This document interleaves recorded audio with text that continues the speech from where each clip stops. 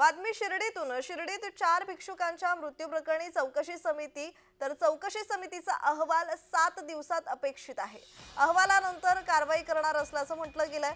अहिल्यानगर जिल्हा रुग्णालयातील 4 भिक्षुकांच्या मृत्यू प्रकरणी चौकशी समिती नेमण्यात आल्याची माहिती आहे।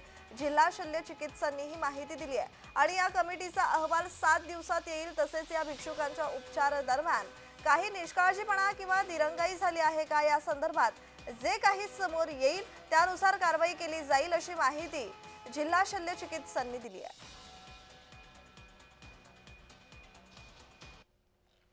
2 लोक ॲडमिट आहेत आणि 4 लोक या ठिकाणी अब्स्कॉन्ड झालेले आहेत।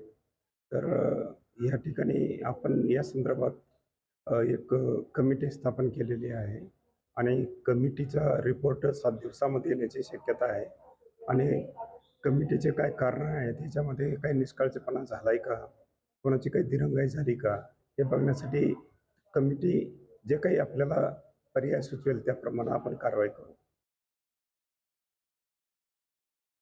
200-300 भिकारी जेवल्याने काय फरक पडतो? आणि स्वतः साईबाबा सुद्धा भिक्षा मागूनच गोरगरिबांना जेवण देत होते। तर त्याच्यात एवढं हे विखेंचं काय पोटात दुखलं की ज्यांना जेलमध्ये घातले, भिकारी होममध्ये टाकले। आता ते जे लोकांची तब्येत बिघडली, ज्यांना तिथं खायला मिळालं नाही, त्यांना मारहाण झाली।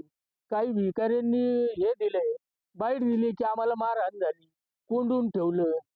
मग आता ह्या 4 जे लोक गरीब लोक गेले, याला जिम्मेदार कोण आहे?